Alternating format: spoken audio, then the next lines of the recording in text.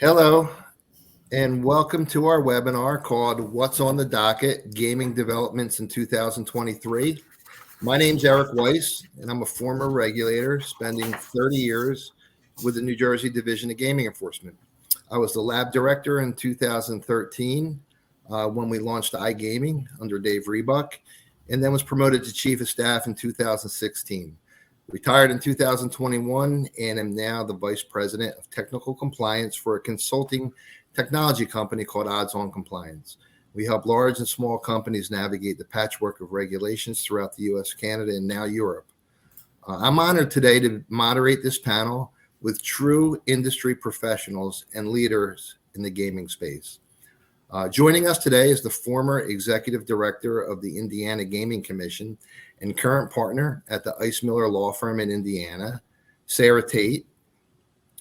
We also have Jessica Fiel, who was the former vice president of government relations and gaming policy at the American Gaming Association, and she's currently the vice president of regulatory affairs and compliance at OpenBet.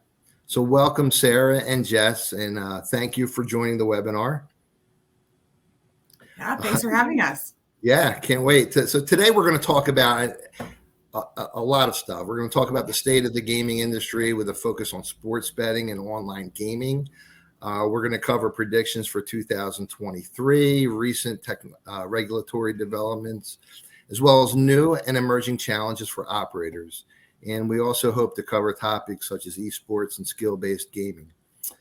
As part of this webinar, we're going to publish some survey questions that we'd ask that you fill out, and we'll try to get to those as we get through the presentation. And there'll be an opportunity at the end for Q&A. And also during the presentation, if anybody has any questions you're encouraged, please just to ask them through the chat mode. So with that, why don't we just jump right in and let's start with the current state of the gaming market in the United States. I don't think there's really any question that 2022 was a great year for gaming.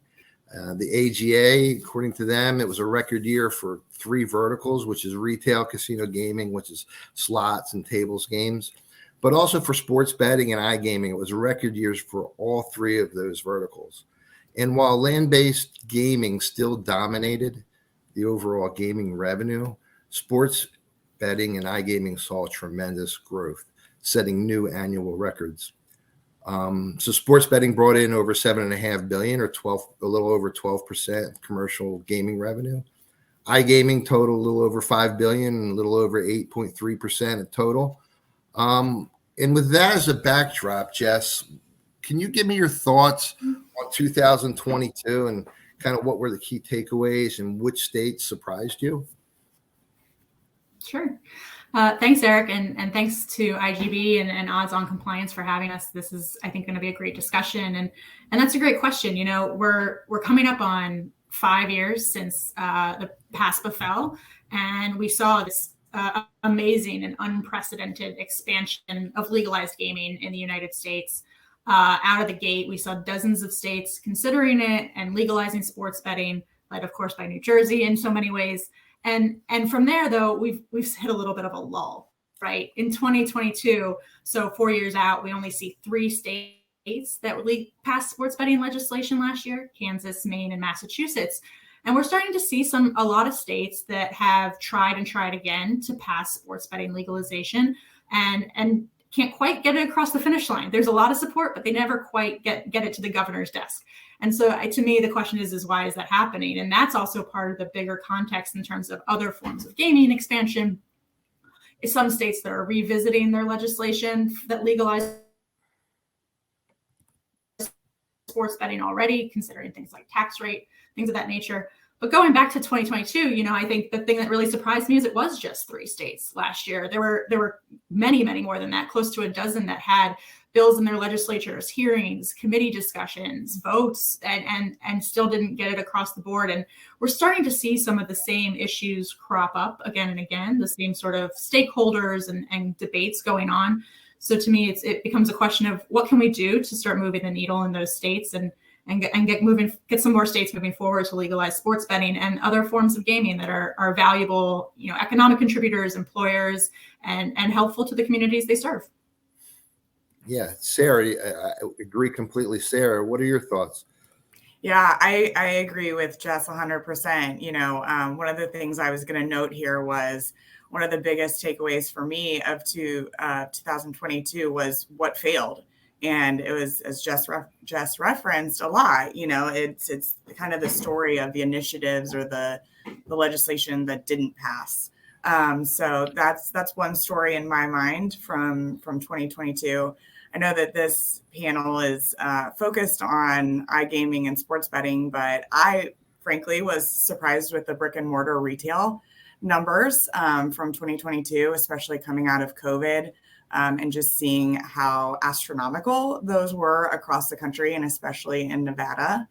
And then lastly, I think it's been really helpful to see and be able to monitor states beyond New Jersey that are offering iGaming, because for a long time, people have relied on the New Jersey numbers when, trying to advance public policy and talk about the market. So I think 2022 also presented an opportunity to look to other states to kind of develop a baseline of, what the market is in the United States.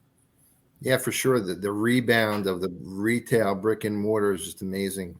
And for me, I think the surprise really for me, I was surprised when Illinois jumped to second place nationally, reporting the second largest gross gaming revenue from sports. That was a surprise for me. The other thing to me, like there's three standouts. Of course, New Jersey is always a standout when you consider population, right? It's the 11th largest state in population, but it always ranks in the top three with regard to gross gaming revenue for sports betting.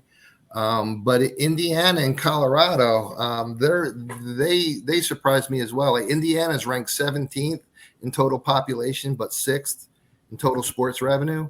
Colorado ranked 21st in total population and ranked 7th. So they were standouts to me. And I think as far as what, looking forward, what to watch in 2023, I think Ohio is going to be interesting. I think they're going to break into the top 5 next year.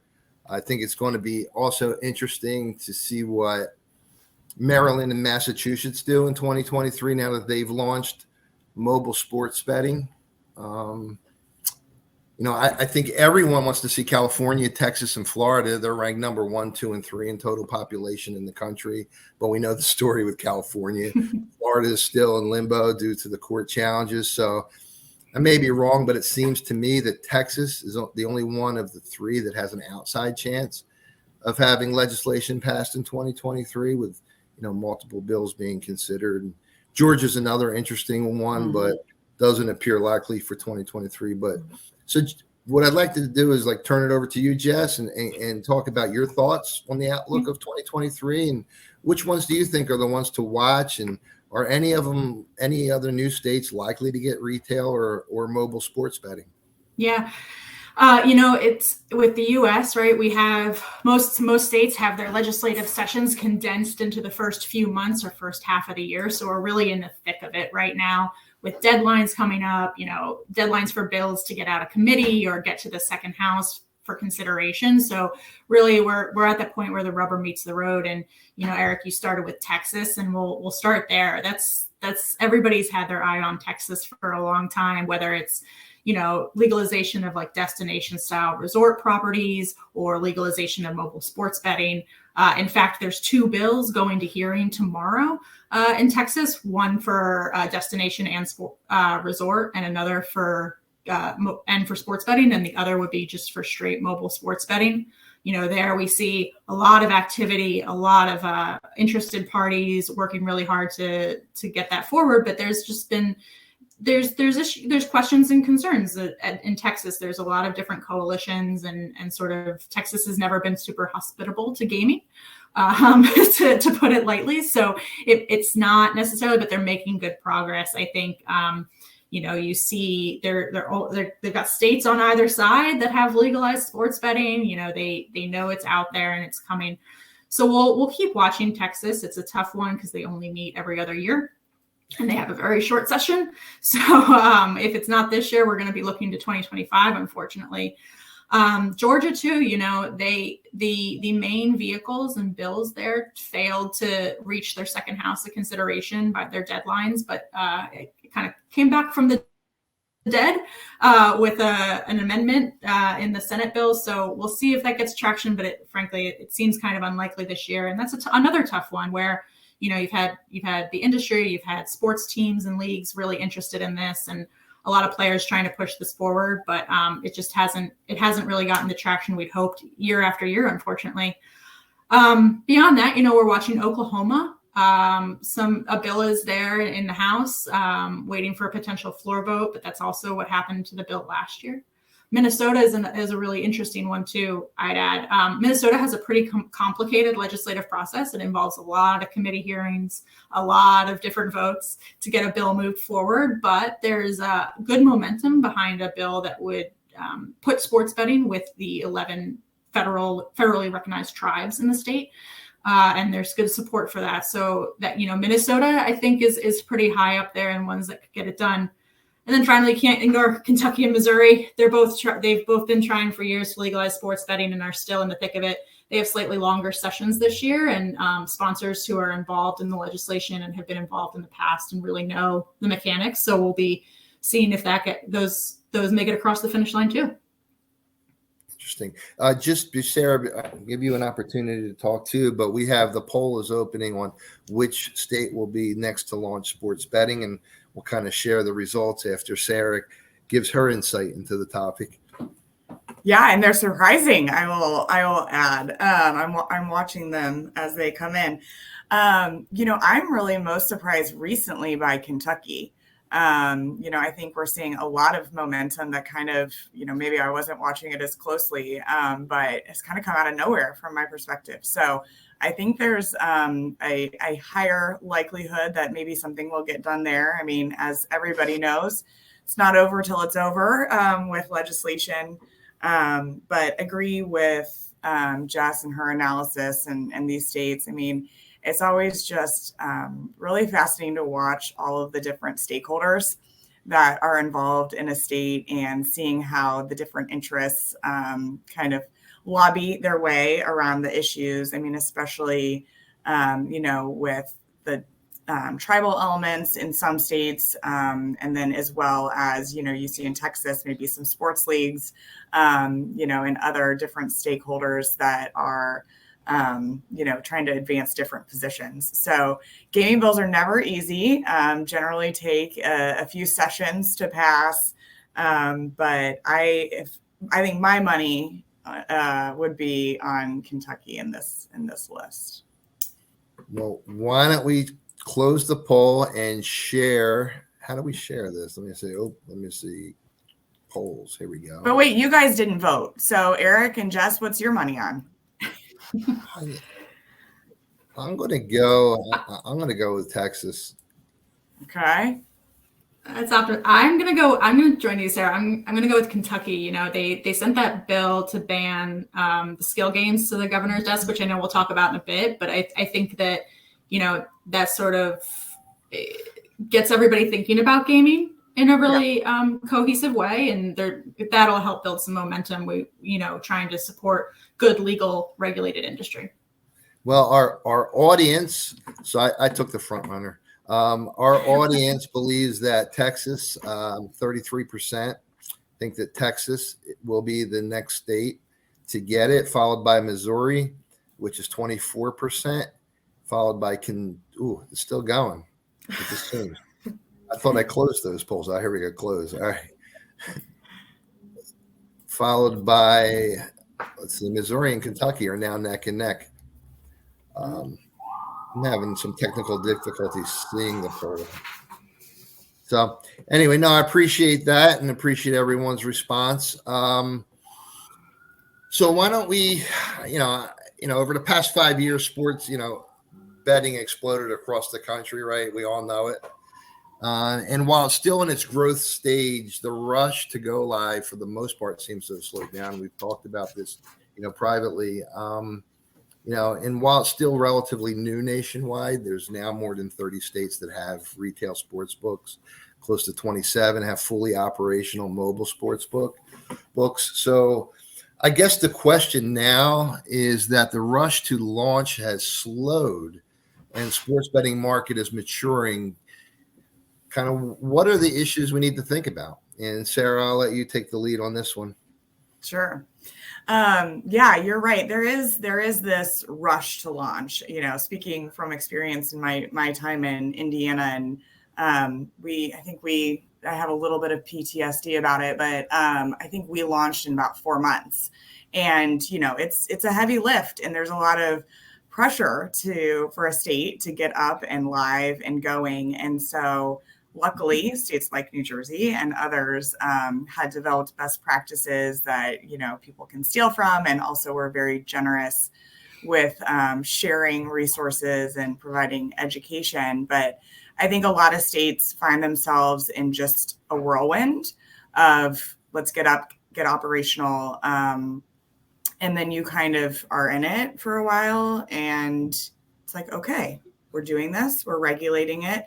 And you can kind of take a deep breath and say, no, what's going on here, right? And a lot of states like Indiana, for example, take a risk-based approach. And so you don't want to come out and initially start regulating something just for the sake of regulating it.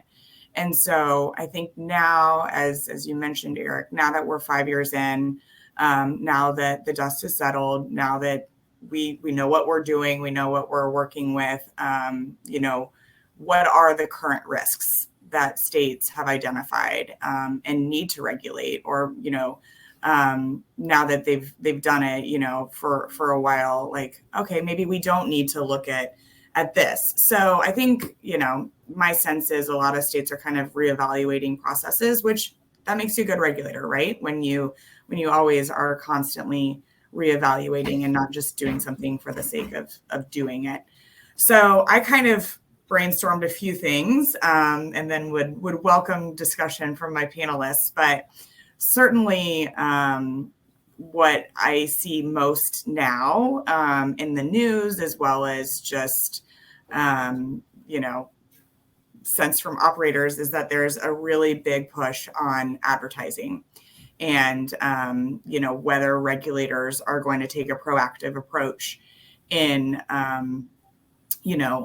setting standards or limits on promotions and advertising and affiliate marketing. You certainly saw a very robust discussion about this in Massachusetts. Really applaud the regulators there for engaging in a dialogue with the industry and soliciting feedback and input, because these are tough issues. And so, certainly New York is taking more of a top-down approach and is imposing some regulations concerning these activities. Specifically rules to prevent targeting of minors. People like your old boss and in New Jersey are kind of more taking the, hey, operators, it's your responsibility to identify the changes that need to come. So I think states are grappling with this. It's tough. Ohio has been out front in setting clear expectations for their promotions. And then when those expectations, have not been met, they've come down hard on the industry. So I think just, watching what's going to happen with promotions and advertising and affiliate marketing is going to be really interesting. And I don't know if this will happen, but, I was thinking about it last night is this an area where maybe the industry can really come together and self-identify some proposals instead of having a case-by-case, state-by-state approach to maybe streamline? Because, from an operator's perspective, it's tough to have one set of rules in one state and another set of rules or expectations in another state. So Absolutely. Saying that. I'd like to hear Jessica, as being part of an operator, kind of what her thoughts are about that. I think there's been a lot of discussion about the industry coming together and being, self-regulate before they're told what they need to do, whether it's state government or federal government, should that, happen, which would be, troublesome. So what are your thoughts, Jess? Yeah, it's so true. And this is really in terms of these new issues, all to what Sarah was saying, whether it's you rush to get launched and then you kind of sit back and go, all right, what do we have here? Or whether we're looking at the advertising issues or, RG issues. A lot of this, you have to remember, it's new to the US, but it's not new to the world. We're a B2B supplier. I am in markets all across Europe and Asia. We've been doing this for decades, and we watch very close. I think in the US, we have to watch very closely what's going on in those mature markets like UK, Germany, Sweden, places like that are grappling with those very complicated issues and are now coming to the US. How in our new industry and when you're in a country with 33 plus DC different regulated markets, and as a supplier, we're licensed in all of them and worry about that across the board. Well, how do we work together as an industry to get in front of these issues? And how do we think about that more proactively so that, exactly like you said, Eric, we don't end up in a situation where the rules are being dictated in a way maybe that is going to be detrimental to the business and detrimental to giving consumers good choice and good options and improving the legal market in a way that it can compete with the illegal market. I think a few things there, right? Like I know AGA has been really active in the sports wagering marketing code and getting those details and standards out to their operators. And we see that those standards echoed in a lot of these guidances and rules from different states, which is great. And it's about being a good corporate citizen, right? We need a legal and a license to operate in these states is something that consumers put trust in, and we have to make sure we protect that trust and that confidence that they have, because at the end of the day, we're all here to bring a safe form of entertainment to consumers, and we can only do that if we give them good options and good experiences. Otherwise, we're still competing with the illegal market at the end of the day. Sure. And as we talk about advertising, it kind of ties into responsible gaming, right? Mm-hmm. And kind of what some of the different jurisdictions are doing there. New Jersey just came out with not too long ago with guidance to the industry to really use technology and data to take a proactive approach to identify people who may be at risk so that operators can, take some action, whether it's, reminding them of, the kind of responsible gaming features that are available to them, or to actually reach out to them and talk to them and see if there's an issue. And what are your thoughts? Do you see that continuing to be an issue in 2023? Oh, yeah. And it should be, right? RG should be a top issue for all stakeholders. And it's a tough one. I think there needs to be an acknowledgement just at the start that iGaming and sports betting is a very different demographic than the brick and mortar casinos, right? And so what we've been doing on the brick and mortar side doesn't necessarily translate to the gaming that's occurring on somebody's phone. And so there have been, efforts and great opportunities to touch those people. But it needs to be continued. It needs to be researched. It needs to be funded. And most importantly, you have to do something with all that data, right? It's not enough to just throw money at it or research it or, gather the data, because there's a ton of data out there. That's the thing about, iGaming and sports betting, is that you have more data on these players than you do on the brick and mortar side. So the data is out there, but you've got to do something with it. You have to have a deliverable. And so I certainly think, that you're going to see continued efforts and probably, it needs to be a coalition. It needs to be all the stakeholders coming together to say, what are our deliverables? How are we going to do it? And there's great things that are happening right now. I don't want to diminish that, but as this is becoming more and more, just ingrained kind of in society now, we're going to have to take some real efforts to ensure that we are addressing the real concerns regarding responsible gaming. Absolutely. Yeah, I totally agree. I mean, at the end of the day, responsible gaming is very much a public policy issue and concern, right? And so we talked at the top about all the different legislative actions and efforts, and they all also tackle responsible gaming really differently. Whether or not some of the revenue coming into the state is set aside, or there's going to be a different fund, or some of these bills don't reference it at all. When you legalize a form of gaming, that's good for consumers and that's good for the public, because now they're going to work with legal regulated operators who are trained and experienced and dedicated to protecting consumers and providing resources. But that needs to be a conversation with the legislature, the regulators, the public health providers in the market and things like that. So, we're all working in the same direction to get those services shored up and ready to meet the needs. Because, if somebody's using a corner bookie or an offshore an offshore book, nobody's reaching out to them being like, hey, it seems like you might need to take a break. Have you tried calling the national helpline or something like that? Nobody's doing that. But regulated operators certainly are. So how do we support those services so that they can provide the resources, they can direct them to the right places? How do we make advertising helpful to people who might be in crisis? We see something I worked on at AGA a little bit, and I still think is very important is, we see advertising for, during major national sporting events, and it's got, 16 different phone numbers at the bottom for each state's individual helpline. Well, if a person's in crisis, that's not helpful. They need one clear number that they can call and get help. And there are ways to do that now with National Council on Problem Gambling and the national number, and that gets you to local services. But we need regulators and lawmakers to understand that there's ways to do this and make it more effective. So we're reaching the people who really need the support the most.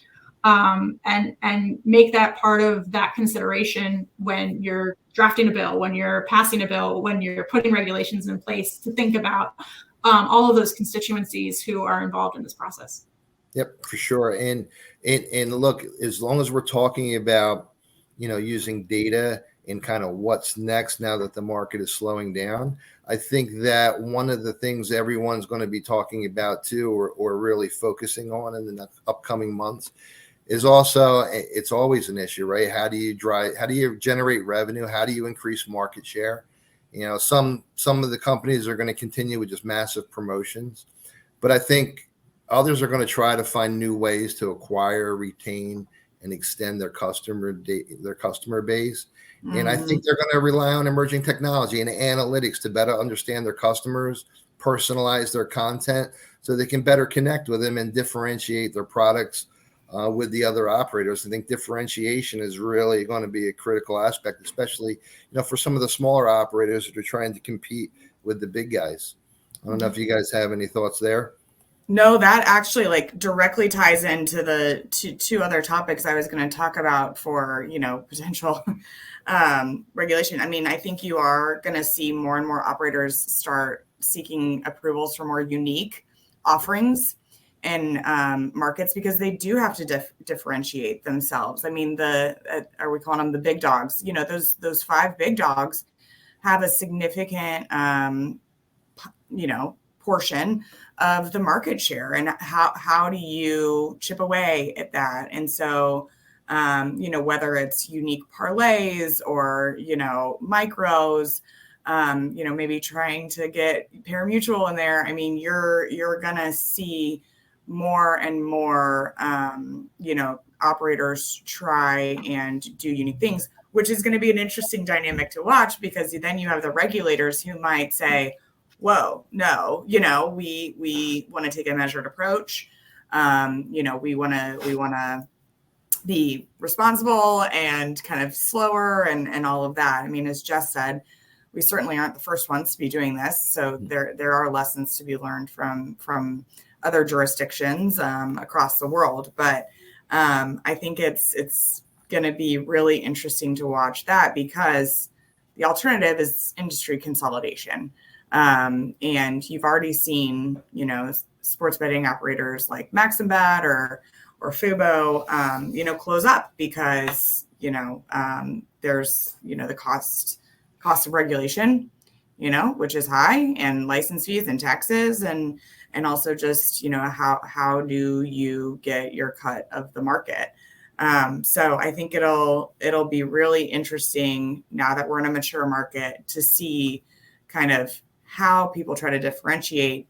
And if they can't differentiate, are we going to see a consolidation similarly to what we saw on the supplier side of the brick and mortar, a couple of years ago, many years ago, I guess now at this point, where the supplier industry really consolidated? Yeah.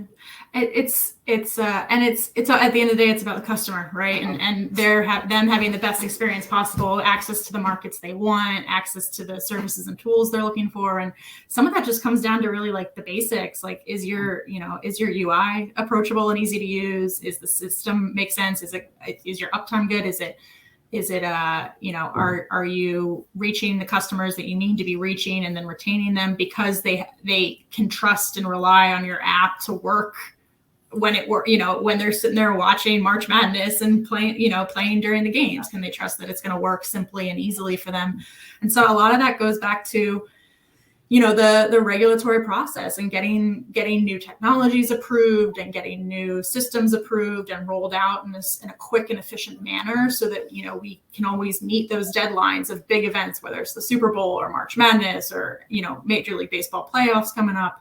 Can we meet those deadlines and have the most up-to-date services available to everyone? And, but yeah, it's a tough market, but it's still so early, right? Like, we've only been doing this for a couple of years here. We still got some big states left to go. I think we're still learning so much about the American sports bettor. We know they want to use legal regulated sports books. We know they prefer it.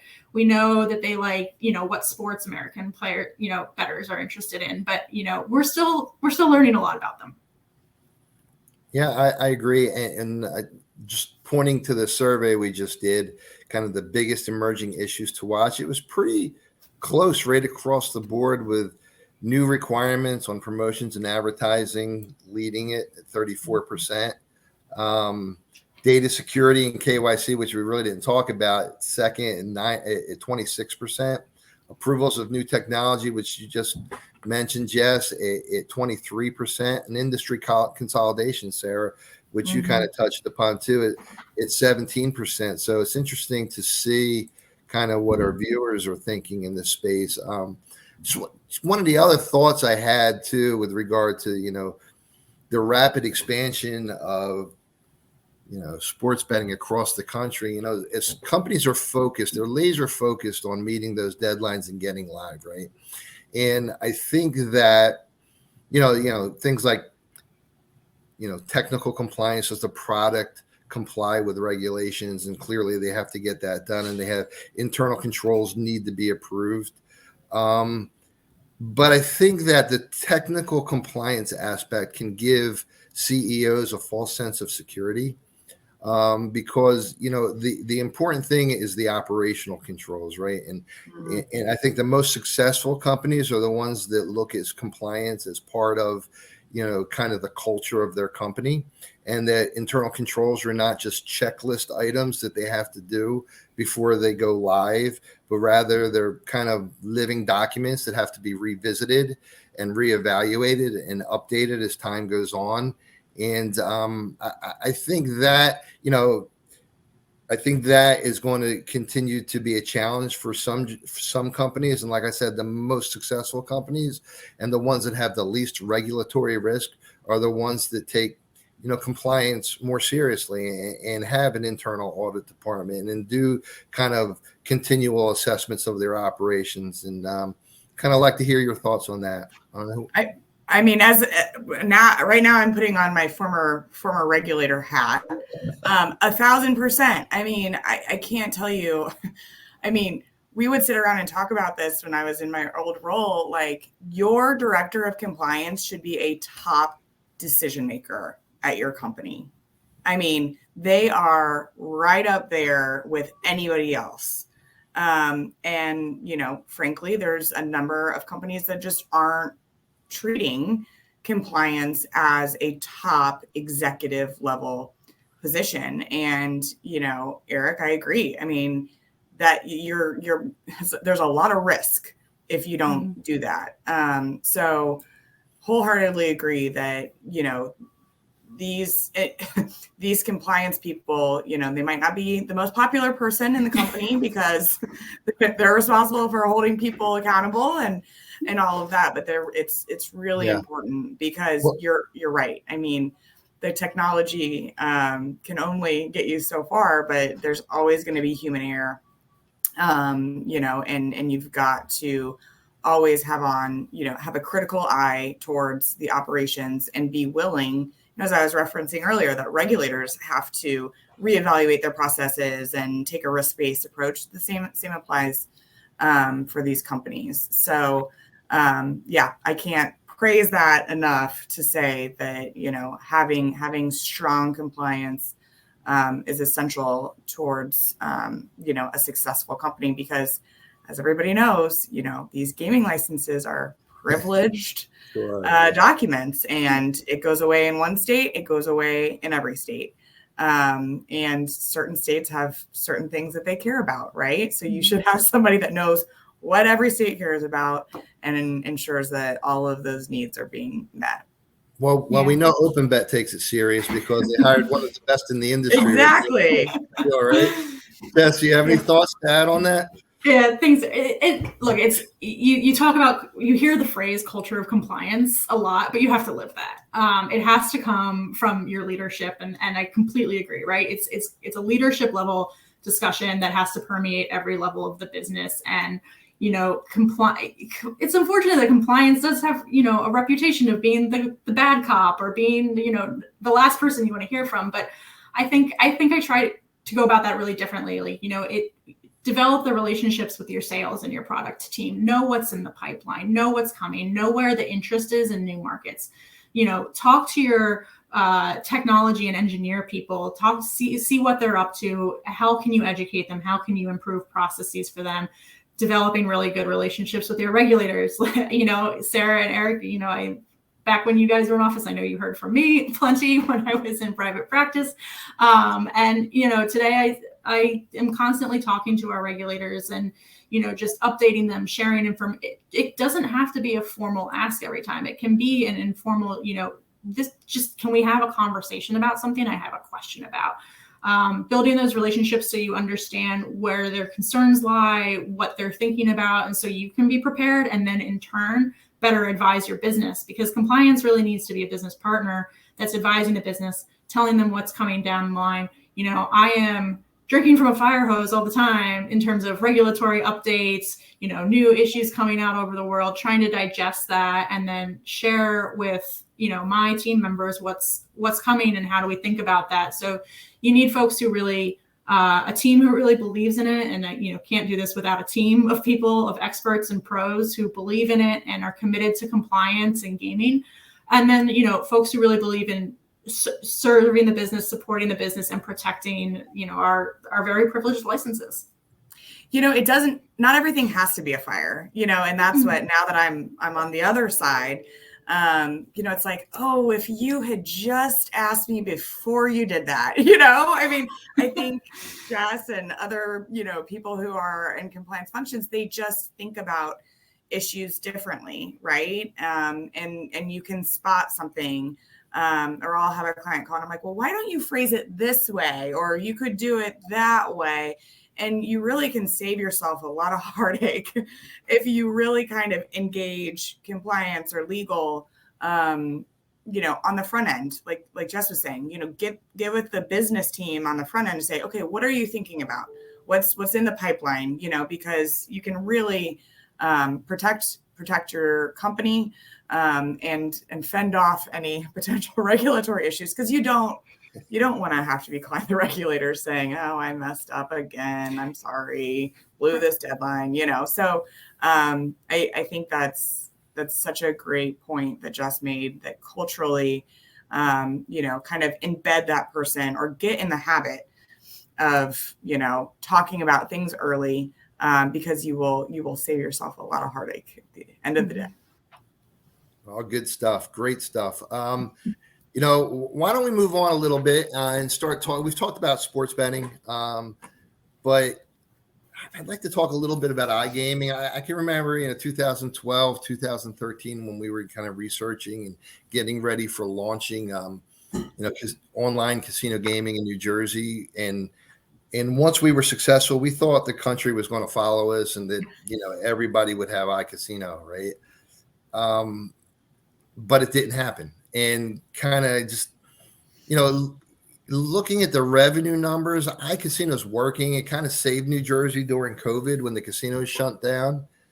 And, pointing back to the AGA numbers, iGaming revenue from 6 states, reached a little over $5 billion. And that's a 35% increase year over year. But it's 8% of in-person betting. By comparison, 30 states have sports betting, right? And they're only 12% of total in casino betting revenue. So I just try to get your opinion on kind of what happened and why, the rest of the country is slow to adopt iCasino or iGaming. I really wish I could give credit to whomever said this first. Maybe you guys will know, but it's like that little G gambling versus, capitalized G gambling. Right. And, little G would be the sports betting, and iGaming, that capital G. And it's just harder for people to get there. Right. I think policymakers and others, they just have a level of familiarity, of maybe comfort with sports betting, because people have been doing it. I grew up in my family, no money was exchanged, so don't come arrest me, but of drawing teams for the NCAA draw, and so I think it's just an easier leap for policymakers to say, yeah, of course they can bet on sports. People have been betting on sports for forever. Yeah. But that big G gambling of then saying, from a public policy perspective, is it okay that people sit on their couch in their sweatpants and just play blackjack?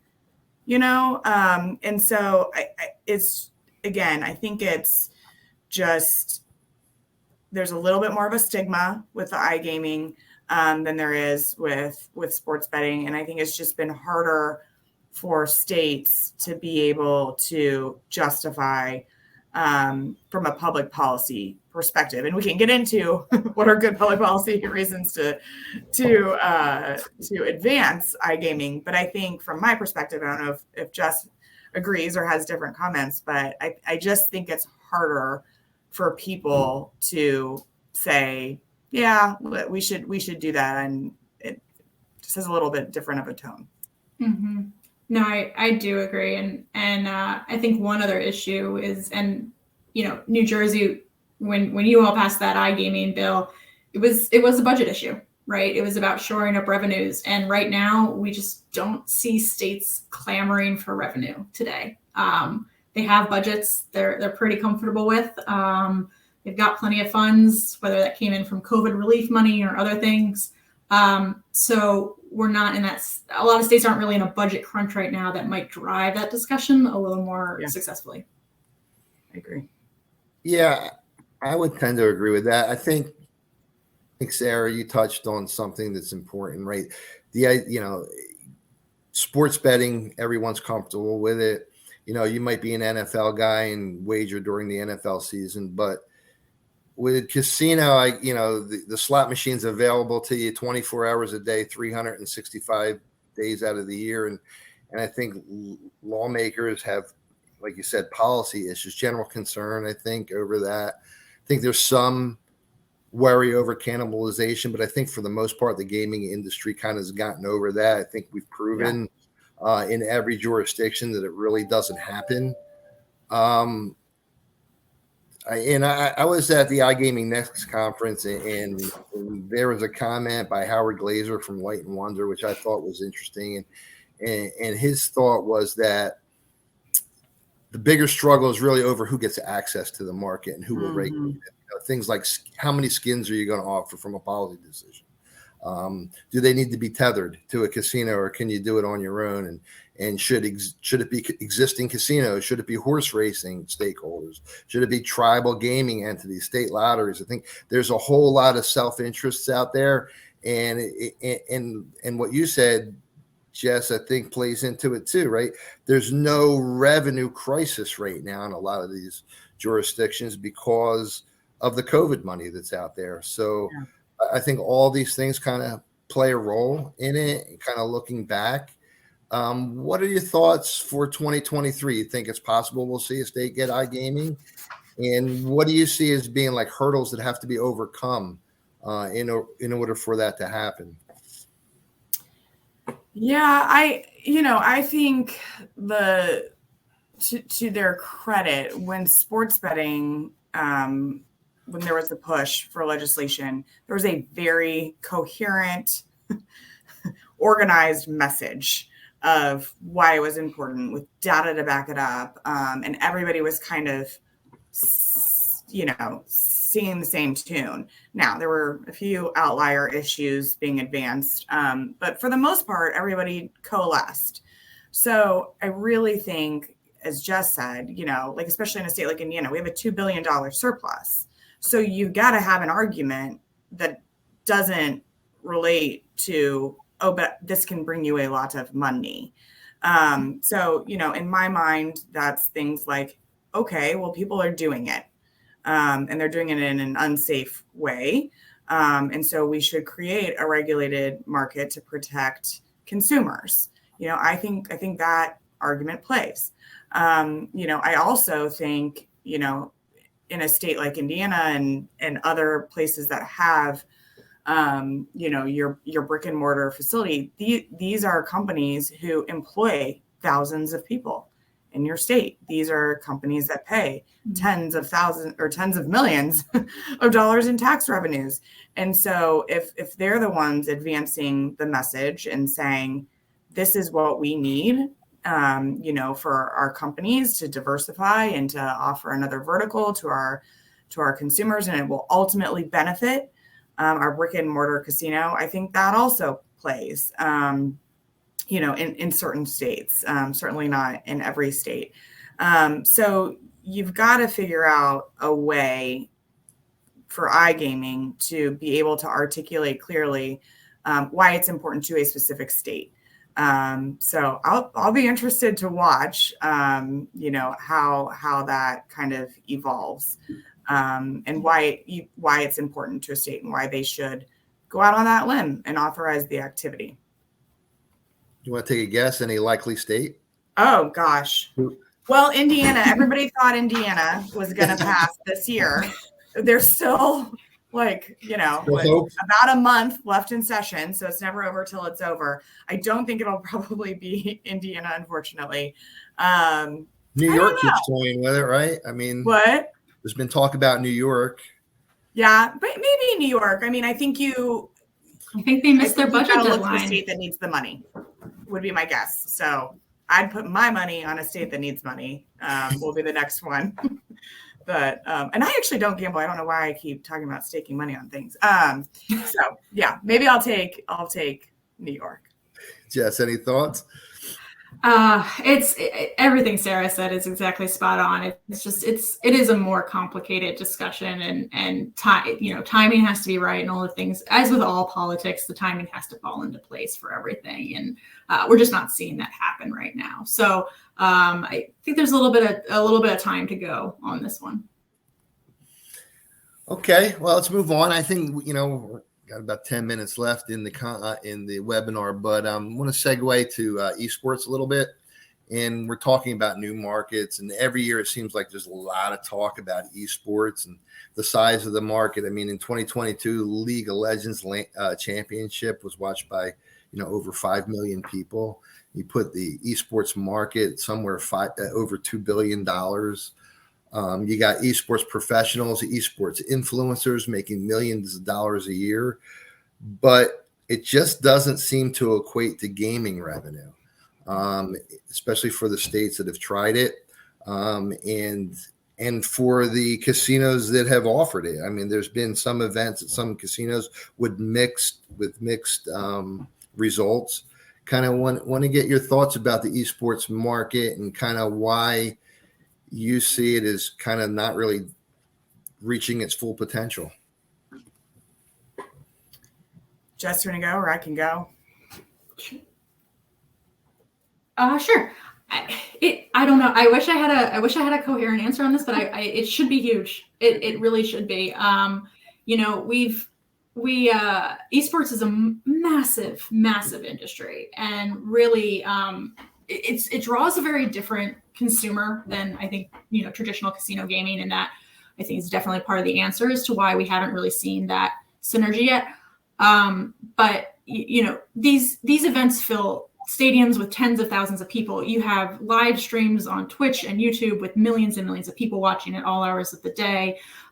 Going back at 5-6 years ago, we saw lawsuits and federal litigation where, kids were using illegal gambling to gamble with their virtual skins on people playing the games. So there is an appetite there. So the question becomes, how do we channel that into the regulated gambling industry? And are we talking about people gambling on professional events? Are we talking about people being able to enter a tournament and stake on themselves? It can be both of those things. Both of those are opportunities. This is a very different form of entertainment. It's a very different than our traditional sports leagues. There's not like an MLB or an NBA or an NFL overseeing it. You've got different game publishers. You've got different organizations. They all have their interests. So that makes it, that sort of segments the market a little bit and the interests, which makes it complicated. But at the same time, it is across the board just so big, and this is where kids are, and not kids, I mean like college and 20-year-olds who are of legal gambling age. They are on YouTube watching this stuff, not watching traditional sports on TV. Yeah. Go ahead.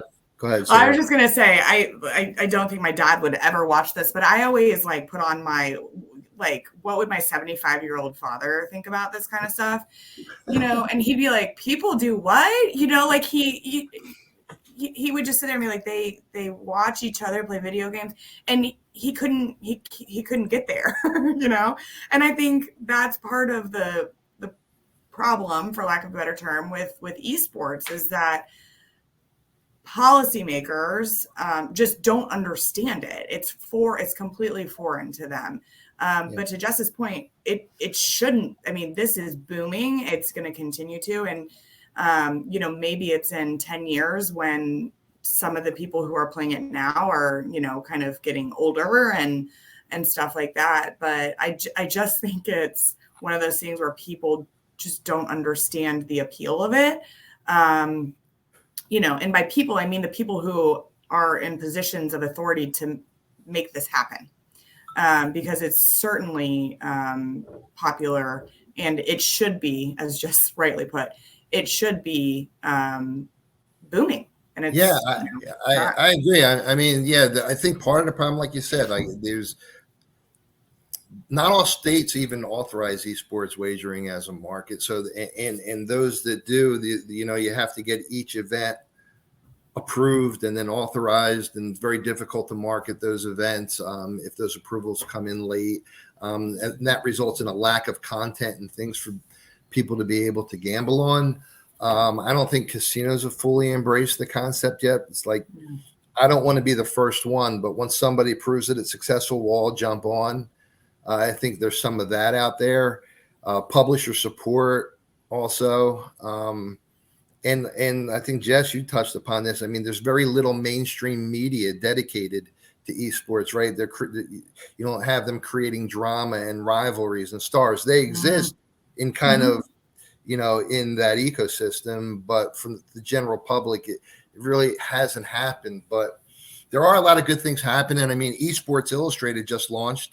It's an online, which they're dedicating to esports. So as far as mainstream media, it's a good thing. The ESIC has established standards, governance for esports, which is an important aspect of it, getting regulators comfortable as long as there's governance over the events that they're watching. You have champions of esports out there. You got, I don't know if you guys know Anthony God from God Hammer, Hai Ang, Ari Fox, Seth Shore. All these people are really out there pushing esports, and they're starting to have an effect on that. And Seth Shore was part of the Nevada Esports Advisory Panel, and I think that is going to be a significant is going to have a significant impact, at least in Nevada, because instead of having each event approved individually, they're setting standards for the sports books to basically self-regulate from the standpoint, as long as these events meet this criteria and you can prove that, you're free to offer wagering on it, but you're going to be held accountable if they don't meet the standards. So there are good things happening, and hopefully esports kind of takes off in the next year. I'm kind of running out of time. We have maybe 5 minutes left. Wanted to touch base with skill-based gaming, as long as we're talking to esports, because esports and skill-based gaming, a lot of times they get mixed together where, people are playing online competitively and wagering. Many in the gaming industry view skill games as competition with casino gaming. If you're in skill-based space, you'll say that their products are not gambling because they don't meet the definition of gambling, meaning prize, chance, or the predominance of chance and consideration. But then I think you mentioned this early on. I think it was you, Sarah. Some states have made skill-based wagering illegal. Kentucky was most recent to pass legislation banning these games in retail establishments. But other states allow skill-based games to flourish both online and retail. They're unregulated, right? Some of the games blur the line between skill and chance, and they may not pass scrutiny if they're challenged. So regardless, your thoughts, do you think other states will take like Kentucky's lead, and kind of what are the issues as you see it with regard to skill gaming? I kind of do think people might take Kentucky's lead. Especially the AGA has been really out in front of this issue. And again, I think if people are trying to crack down on this, there needs to be that, cohesive message, which is, potential concerns to consumers and stuff like that. So I'll be interested to watch if, given Kentucky's actions, if there's some traction there. Kentucky's Virginia made some efforts the past couple of years too, but those sort of got unwound. Look, at the end of the day, a lot of these skill-based machines, and one, is their skill going to actually hold up if really challenged? Debate, probably highly debatable. But two, at the end of the day, the person sitting at these machines, whether they're in a gas station, in a tavern, in a fraternal organization, do they know the difference between that and a regulated slot machine that's gone through testing and licensing and is constantly monitored and goes through all these protections? And most consumers don't. But unfortunately, those machines are in their communities with no RG protections, no insurances that, underage, minors aren't using them, accessible to people who have problem gambling issues and might not need to stay away from them. So while, these smaller groups will say they're important to them, we also have to think more broadly about the end consumer and who we're really protecting at the end of the day and protecting them. And these licenses that casinos have to offer gaming in their states come with bringing tax revenue and protection to consumers, and these other machines aren't really doing that. Yeah, for sure. And there definitely are policy issues. And I mean, we talk mostly about, and the AGA is talking specifically about, the bars and restaurants and truck stops and the physical machines, but the online space, the same thing. And there really are policy issues that need to be addressed, right? From, just from establishing rules for fairness, ensuring that the games function the way they're supposed to function, like through the testing and approval process. There's social issues that need to be addressed, like the legal age to play. There's responsible gaming issues. There's taxation issues, ensuring good character and honesty and integrity of those involved in the space. Providing a resource for people to lodge complaints. So all of these things in the unregulated space don't exist. And I think that if you are in this space as a company, you want regulation to some extent, because it levels the playing field, right? If you're an ethical operator, you don't want to be tainted by somebody who's unethical, and you want to make sure that the rules are the same for everyone, so that you have a level playing field. So, look, we're out of time. It's been a full hour. Why don't we just see if anybody listening has any questions at this point? We have the Q&A chat available for the public to just send questions. Give you a couple of seconds for that. So type away if you have one. I think there's a couple in there already. Oh, yeah. Where I'm not seeing them. You want to read them for me? Because I don't Sure. Do you have an idea if the states that may legislate or legalize sports betting include permitting betting exchanges? And how will those states permit outside entities to come and bet on the licensed betting exchanges? My gut, and you guys can correct me on this, my gut on that is I think it'll be more of a regulatory decision. I think a lot of states kind of give the parameters and then let the regulators kind of determine whether, that'll be authorized or not. So I think since it's already been authorized in since we already have sports betting in so many states, it'll be hard to go back and get enabling legislation. So I think it's more of a regulatory issue and convincing states to authorize betting exchanges. Yeah. I think Illinois has a bill up to authorize exchange wagering, but more on the peer-to-peer. So we're not talking about entity wagering here. We're talking about peer-to-peer exchanges. So it's definitely seems a growing space for sure. But I agree that a lot of that probably could be handled on the regulatory side, which is a potential benefit. Yeah, I think I read New Jersey had a launch. Exchange wagering is launched in New Jersey. I think Colorado has legislation authorizing it. You just need regs to cover it. Probably if there's more states out there that I'm just not aware of, but yeah, definitely. I think exchange wagering is something that is on the horizon. Any other questions that you can see? Because I don't see them. One more. Online sports betting operators don't seem to be realizing large profits at present. Once legalization, oh my gosh, I'm having issues. Once legalization slows down, do you see the number of operators thinning out? Ooh, that's harsh. That's a whole hour webinar.